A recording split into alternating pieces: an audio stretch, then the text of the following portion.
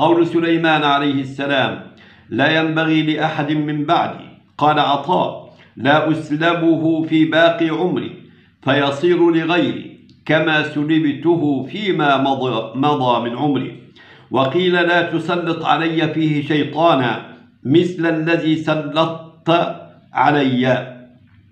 وقيل: إنما سأل ذلك ليكون علامة على مغفرة الله له وقبول توبته، فأجيب إلى ذلك فعلم أن الله تبارك وتعالى قد غفر له وتاب عليه. وقيل: إنما سأل ذلك ليكون آية من آيات نبوته ودلالة على معجزته.